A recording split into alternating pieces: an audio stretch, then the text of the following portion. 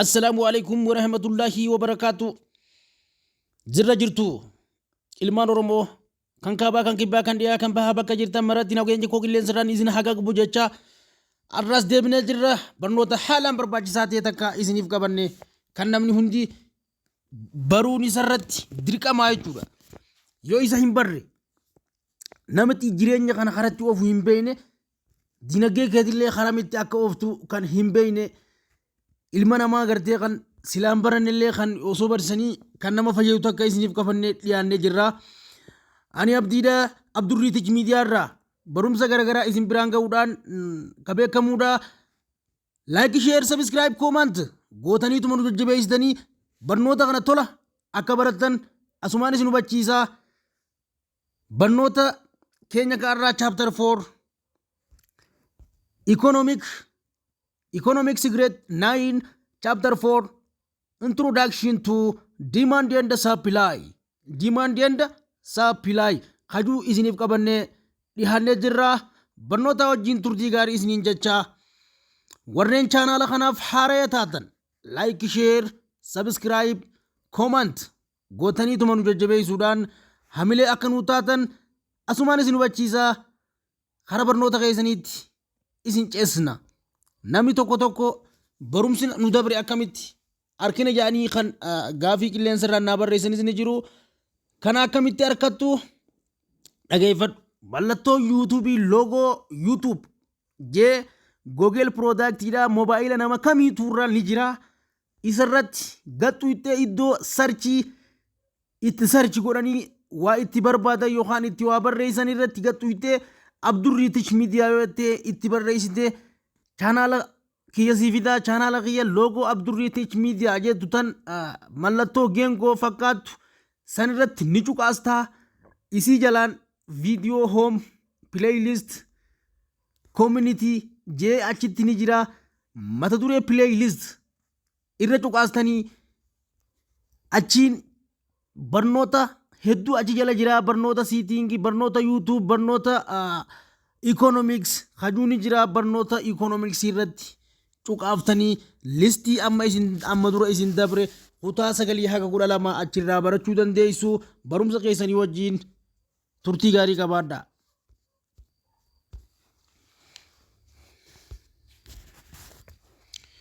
Okay. Mata dureen keenya irraa maali? Introduction to demand and supply.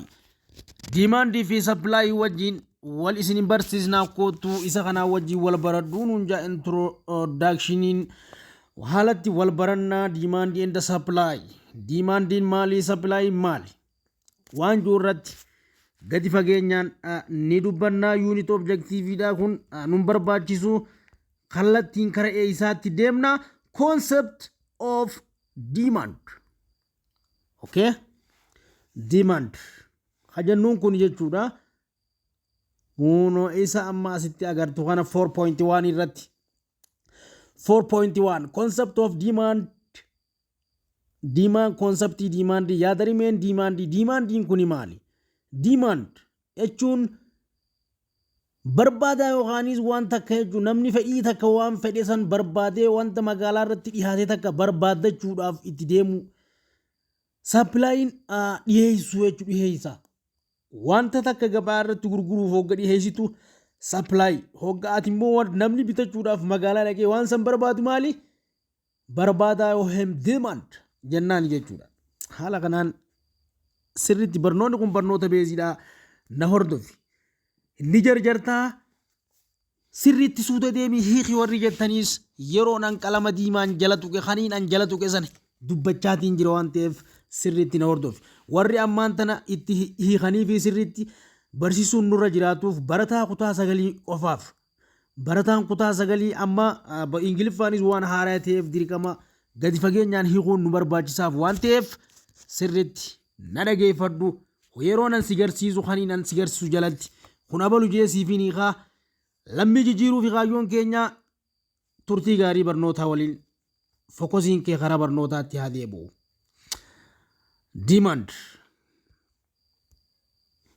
Demandiin maali? The term demand desire, and want are frequently used synonymously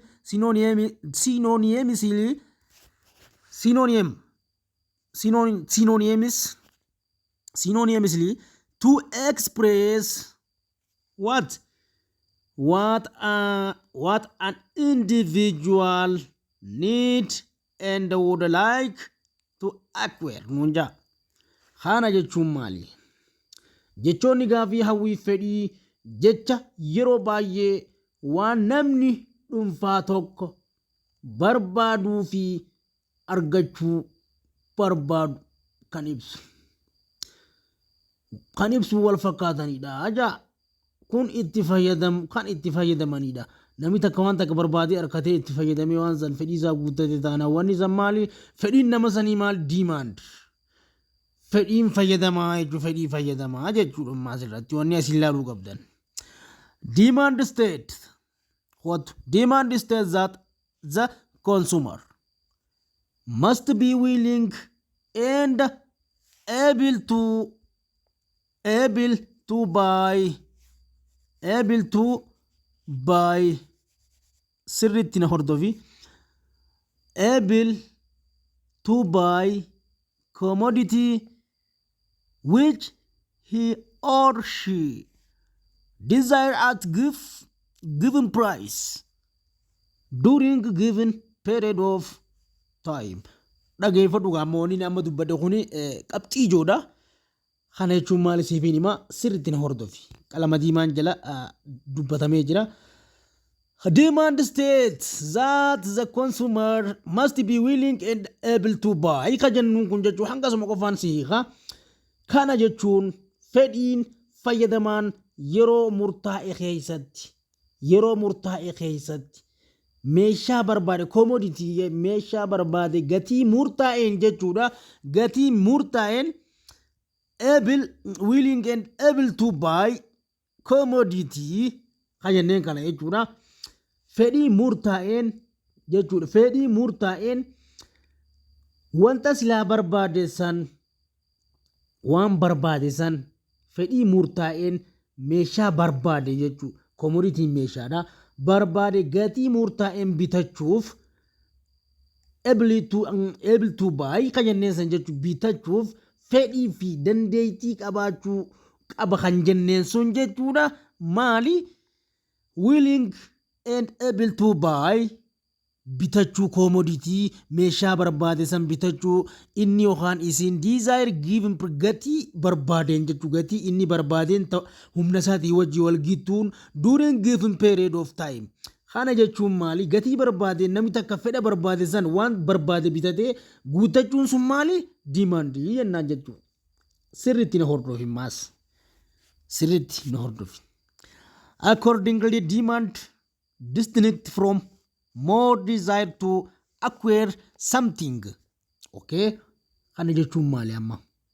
Haaluma kanaan fedhiin waan tokko argachuudha yookaan fedhii waan tokko barbaadanii argachuuf maali? Fedhii qofa irraa adda. Gartee? Fedhii irra qofa adda jechuudha. Desire what? More desire to acquire something. Kana jechuun maali? Human want are unlimited. Laal wanni ijoon barbaadamaan kana jechuudha. And desire are several. Laal faranjiinis akkana jetti, warri economics akkana jetti. Dhageessanii? Human want is unlimited. Fedhiin ilma namaa daangaa hin qabdu. Wanni isin asirra hubachuu qabdan. Fedhiin ilma namaa daangaa hin qabdu. But resources limited nunja. Garuu asirratti hin jiru. Resourceen daanga qaba ni daanga. Dirqama fedhiin tee daangaa waan hin qabneef qabeenyaati qabdu san daangaa si godheeti si dhaabaa jechuudha. Yoo har'aan tana mana jaarratte boru mana makiinaa bitachuuf hawwita. Makiinaa isa yeroo bitatte makiinaa akkasii san lama bitachuuf hawwita. Yeroo makiinaa bitatte xayyaara bitatiin jetti xayyaara bitachuuf hawwita. Isin daangaan qabdu. Garuu economic resourcein ati harka keetirraa qabdu yookaan diinagdeen ati harka keetirraa qabdu limit si goote si daangeessiti bakka san bira dabaluusitti. Kanaaf dirqama economic level keetii wajjin socho'uu dandeessaa jechuudha asirratti. Sirriitti hubadhaa. Kanaaf huma wanti isaa limit wanni enneefis fedhiin ilma namaa daangaan qabu anumaa fi atire dhaabbadhu jechuudha. Yoon arraan tana jaaketaa bareedaa bitadhe boruus yoo qarshiin naa dhufe waan akkasii bareedaa bitachuun hawwa. Kophee bareedduu bitachuun hawwa. Makiinaa ittiin deemu bitachuun hawwa. Saniin itti waan silaa humnateetii olii hawwitaa jechuudha. Kanaaf ikoonomiin kee daangaa si godhee si dhaabaa jechuudha. Okay. However, only desire backed up by the what ability to pay the price for commodity and willingness to purchase it called demand. Okay, sirriitti hordofi asitti sirriitti hordofi na dhageeffadhu. Kana jechuun maal nuun jee ammaan tana wanni inni asirratti nuun jechuu barbaadees hot huma want is unlimited fedhiin ilma namaa daangaan qabu and fee desire are several nuun jee gartee fedhiin namaa daangaa hin qabneef fedhiin namaa waan daangaa hin qabneef maaliif daangaa hin qabne waan hedduu taateef nuun jee maaliif several waan taateef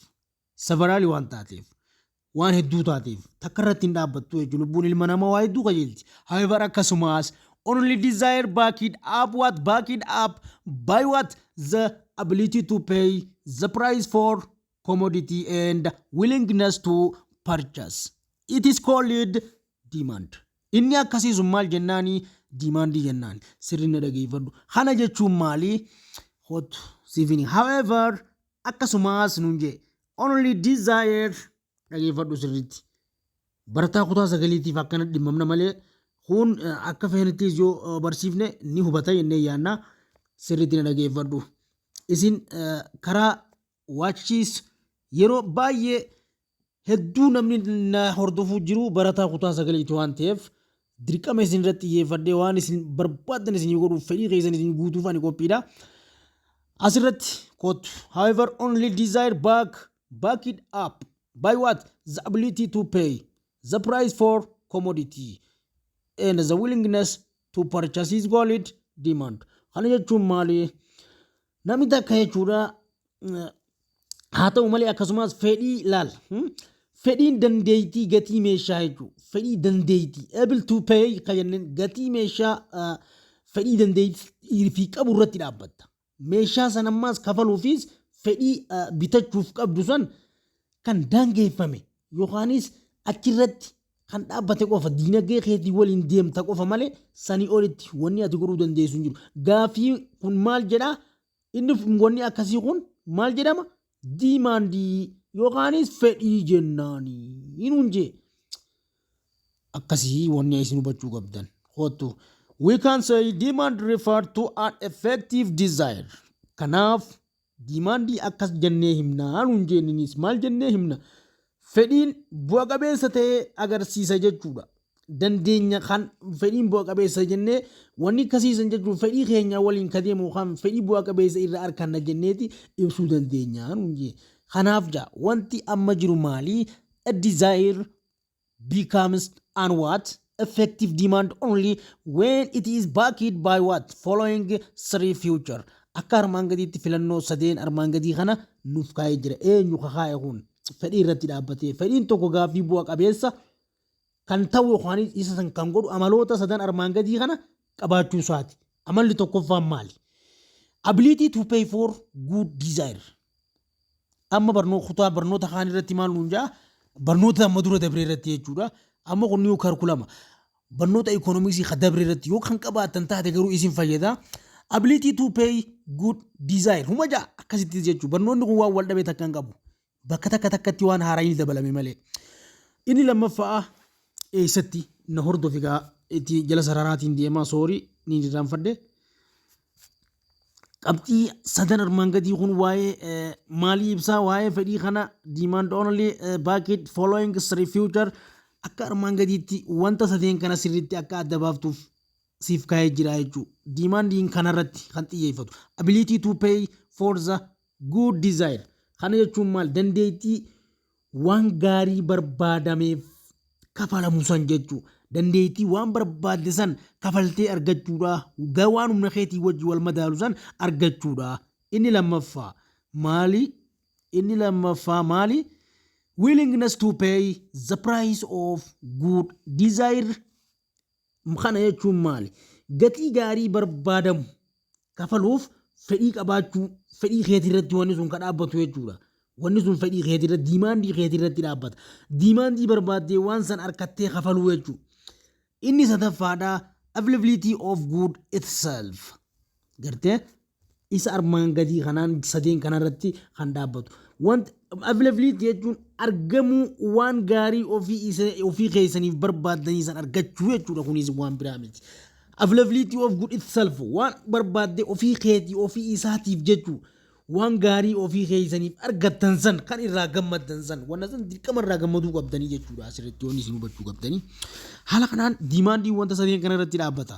Dabarfadhu isin abbaa fedhee fuuni galaa jeetii namana sirriitti hordofi. Sorry. Haala kanaan laaltaa jechuudha. Amma ati wanni ati laaluu qabdu maali? Hot laalle wanta sadeen laalle. Asirratti furthermore demand for good it is constantly stated relative to specific. Furthermore demand for good is what? Good is what? Good is constantly stated relatively specific price and certain time. For instance, an individual may be interested to buy certain jeans at the what? Price of beer 500 beer 500 beer, but he or she could not absolutely demand itself prices beer 900. Maal nuun jee sirriitti na dhageeffadhu.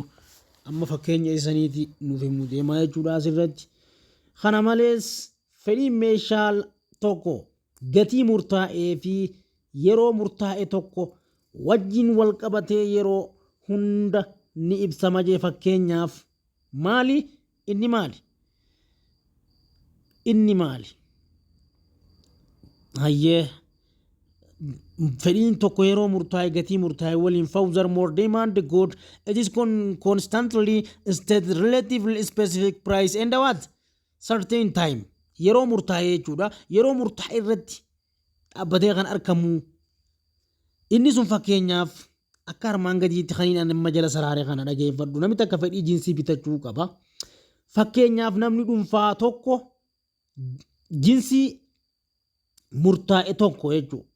Gatii birrii 500 bitachuuf fedhii qabaachuu danda'a.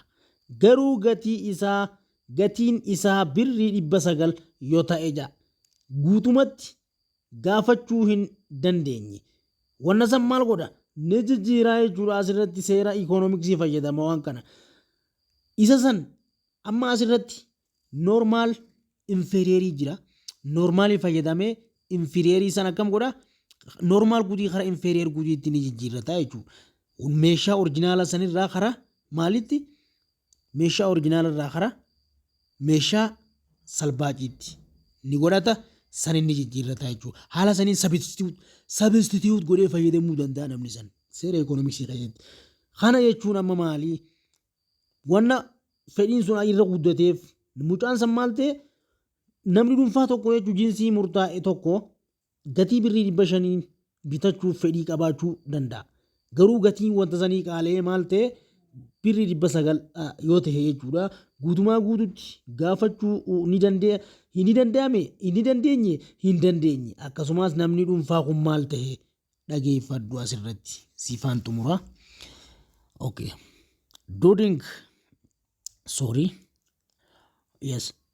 Likewise, an individual may be willing to buy room heater at price of beer 1,000 during cold season, but he or she may not be interested in the buying it at this price during hot season. Akkana nuun jee namni sun jee ammaas deebi'ee fedhiin nama sanii maal ture guutumaa guututti jechuudha. Namichi sun yoo sanirra dhaabbatee kan himute akkasumas namni dhuunfaa tokko ho'isaa kutaa gatii birrii 1,000 qorraa yoo ta'u yeroo ho'aa garuu gatii kanaan bitachuuf fedhii maal qabaachuu dhiisuu mala. Fedhii sanii bitachuu dhiisuu mala. Wanna fedhu wanta gatiin sanitti qaala'e fedha waan san jibbe ta'uu danda'a jechuudha. Kanaaf maaltu ta'a asirratti? Based on the atom based of what? Affirmative consideration we can define demand as follow. Demand in akkasiin gadi kanatti define godhen nu himee jira. Hanuun jee maal nuun jee hootu. Kana jechuun maali? Based on the demand for commodity is the amount of it is that consumer. Hootu nordofi. Demand for commodity is the amount of it is that consumer is willing to buy various given price and given amount of time. Kun achuma irratti dhaabbata. Gartee san bira dabruu hin danda'u jechuudha wanti san. Kana wanni fide maali? Wanti waan kana fide maali?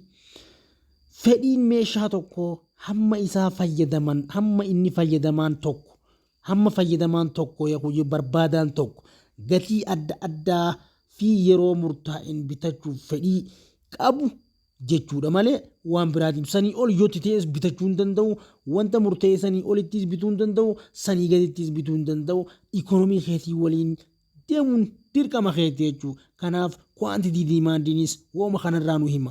Quantity demandiin maal jechuudha? Quantity demand jechuun baay'ina wanta meeshaa gaafatamee quantity jechuun hamma gaafatame jechuudha. Hamma gaafatame yookaan hamma barbaade san godhachuu danda'a malee sanii ol wanti takka wanni godhachuu danda'u hin jiru jechuudha asirratti. Quantity demand is the amount of commodity consumer must be willing and sirriitti dhageeffadhu. Quantity demand is the amount of commodity consumer must be willing and able to buy which he or she isa yookaan isiin desire at given price during given period of time. Kanumarra dhaabbataa jechuudha inni economicsiin. Kana jechuun maal jechuudha? Fedhiin meeshaa tokko kan itti murtaa'uu jenne baay'inni gaafatame hamma meeshaa fayyadamaan tokko yeroo murtaa'e keessatti gatii murtaa'een barbaadu bitachuuf fedhii fi dandeettii qabaachuu qabudha bakka. Commodity jechuun hamma barbaadame san jechuudha. Wanna barbaade baay'ina waan gaafatee san argachuuf jechu maali? Baay'inni gaafatame san baay'ina gaafatameetimma. Quantity demand jechuun baay'ina waan gaafatte yookaanis waan barbaadde jechuudha. Kanaaf baay'inni gaafatame san hamma meeshaa fayyadamaan yookaan barbaadan san magaalaarra dhaqee waan fayyadamaan tokko yeroo murtaa'aa keessatti gatii murtaa'aan jechuu barbaadu bitachuuf waan maallaqa isaatii wajjin wal dandeessu bitachuudhaa fi dandeettii inni qabaachuu qabudha bakka. Hanuma wanni inni dubbachuu barbaadu. Haala kanaan nu ibsuu barbaada. Sirriitti wanni barbaadamaan law of demand laaleeti dabarfannaa jechuudha. Wanni amma asirraa nuti irraa dubbachuu barbaannu law of demand seera dimaandiiti. Dimaandiin seera mataasaa of danda'e qabaa jechuudha asirratti. Seera akkamii qabaa waliin laalla. Na hordofi haaluma kanaan na hordofi. Seera mataasaa of danda'e qabaa jenne seera akkamii qaba? San waliin itti dhufnaa jechuudha amma. Seera dimaandiidhaa maali? Seera dimaandiidhaa law of demand states that certain purpose price of commodity and it is quantity demand are inversely related. Inunje inversely amma duras dubbachaan ture inversely related. Kana jechuun maali? Seera demand keessatti jechuun seera barbaadaa seera fedhii jechuun fedhii demandiin fedhiidha. Seera fedhii demandiin tokko barbaadu wanna fedhiin ichi keessatti barbaadu sun law of demand jennaan. Law of demand kun seera mataa isaa qabaa jenne. Inni amma akka nuti jenneen kun law of demand states that certain purpose price is commodity and it is quantity demand are inversely related jenneen. Okay. Seerri fedhii akka jedhutti jaa certain ka jenneen kun jechuun akka jedhutti purposeidha wanti kun. Maali? Purpose waliin faallaadha. Gatiin meeshaa tokkoo fi baay'inni isaa gaafatamee faallaa ta'ee laala.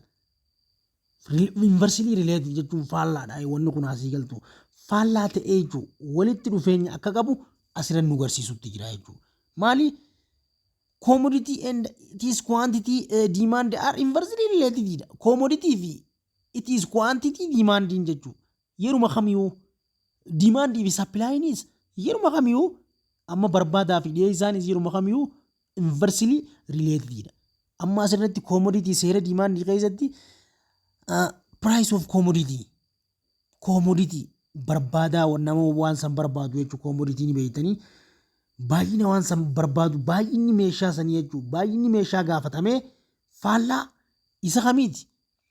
Isa eenyuti? Demand quantity demandiiti. Inversely jala lamaan waliin faallaadha jechuudha. Certain purpose ammallee dhageeffadhu. Akkuma amma laalleen means other thing remain the same. Yeroo kana maali? Purpose certain purpose kun means what? Other thing remain the same. Wanni sun yeroo san wal fakkaata. Akkaataa takkaan yeroo takka irratti purpose ta'a jechuudha. Purpose wal fakkaachuudha. Hootu. Hayyee. Kana jechuun amma maali? Akkuma amma dubbannetti jechuun certain purpose jechuun wanti biraa akkuma jirutti hafu. Jecha biraatiin gatiin hamma ol ka'u baay'inni gaafatamu gad bu'a. Wanni kun faallaadha asirratti jedhana. Laal. Gatiin hanguma gaafatamu wanni barbaadamu sun yoo ol ka'e laal. Gatiin isaa yeroo biraatti jechuun yeroo biratti hafu jechuun akkuma jirutti hafu.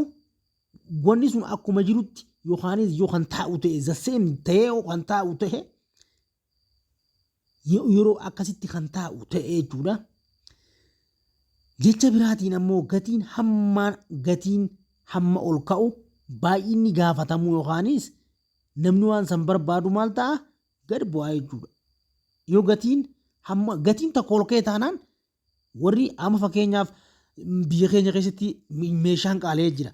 Waan qaala'ee kanaaf amma daaraa bitachuun ni ulfaata dhageeffadhu. Jinsii takka bitachuun baay'ee hardiidha. Gatiin jinsii ol kaanaan barbaadaan maali? Baay'inni waan kana barbaadu warreen jinsii tana barbaadu maal ta'a? Gad bu'aa jechuudha. Wanni kun faallaadha. Gatiin ol kaanaan wanni san gad bu'a. Gatiin gad buunaan wanni namni silaa waan san barbaadu fedhiin silaa waan saniif qaban ni dabala jechuudha. Namni waan san dafeetti fudhata jechuudha. Kanaaf wanni kun faallaa walii ta'ee jechuudha fakkeenyaaf. Gartee? Kana jechuun maali? Amma asirratti the law of demand.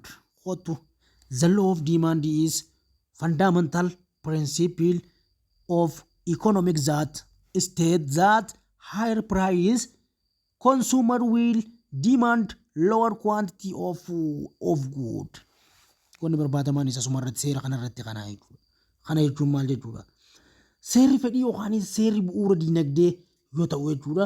Gatii ol ka'aadhaan fayyadamtoonni meeshaa tokko baay'ina gadi aanaan akka gaafatan kan ibsuudha bakka. Faallaa walitti ka jennee warri meeshaa san barbaadu meeshaan san increase taanaan warri barbaadan silaa waan san barbaadu yookaan koomitiitiin waan san barbaadonni jechuudha decrease dirqama ta'a jechuudha. Kanaaf wanni kun faallaa waliiti jennaan. Kanaaf okay. Kanaaf diimaandii bakka lama qoonnee ilaalla jedha keenya na hordofa. Innis maali? Diimaandii iskee jenda diimaandii iskee jenda demand what? Curve jennaan laal.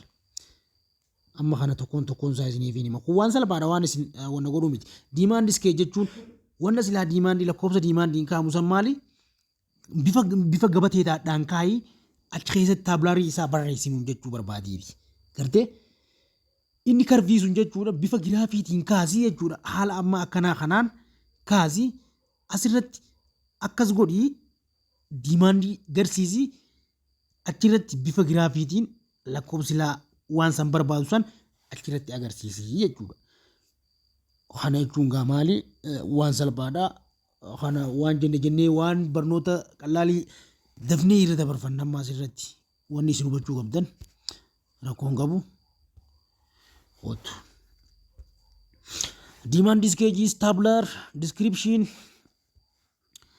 Demand gauge is what tabular description which is the present various quantity of commodity that would be demanded different price. Demand gauge refer to what? Tabular, the presentation of relationship between price and the quantity demand. Okay? When I said lalu qabdan kanuma jechuudha. Isa kana jechuun maali? Amma sirriitti dafeetiin si tuqee bira dabarfanna na hordofi. Kana jechuun dhageeffadhu. Hootu kana jechuun amma fedhiin ibsa gabatee keessaati yoo haayyamu kunis meeshaan gatii adda addaatiin gaafatamu baay'ina adda addaan kan dhiyeessuudha. Kanaaf sagantaan fedhii bakka bu'insaan gabatee hariiroo gatii fi baay'ina gaafatame gidduu kan jiru san agarsiisan jedhe. In determinate the quantity product demand by an individual group of what? Individual specified price and time. Okay, table individual household demand gauge. Orange. Kana halalu. Bifa kana nu garsiisa. Yeroo nu garsiisu price per kilogramidhaan inni gatii maali gatii orangeeti burtukaanaa per week kan torbaaniiti tokko lama sadii afur shan jee jalarraa ol deeme price per quantity demandiidha kun inni gamanaa kan isin gartan kun quantity demandiidha. Quantity demandiin baay'ina gaafatamee jechuudha jedhana baay'ina wanti kun baay'ina wanta gaafatameeti pricing priceidha gatii kiiloodhaan kiiloon tokko meeqa kan jenneen san jechuu haala kanaan laaluu dandeenya. Kuni haala kanaan laallee tuma dabarfannaa 5 4 3 2 takka gartee quantity demand week bifa gabatee kanaan nuuf kaa'ee isa jalatti waan gabateen kun nuuf himuu barbaadeeti. Zabbaaf demand gauge laal abbaaf demand gauge show different quantity of orange hogga isa kana show goone agarsiifnu demanded by what? An individual household. Nama dhuunfaati yookaan maatii dhuunfaatiin different price gatii garagaraatiin kan kaa'ame at bir 5 per kilogrammiin consumer demand maamiltoota isaatiif demandii kana 5 kilogrammiin for orange godhee gurgurata. However akkasumas individual household demandiin 13 kilogrammiin orange at what? Birri 1 per kilogram jee haala saniin uumanni chirrakkaa isan nu ibsee jira. Curves dafneetu inee bira dabarfannaa kara barnoota biraatti deemuudhaaf demand curves graphical representation of relationship between different quantity of commodity demand by what individual at different price per time period.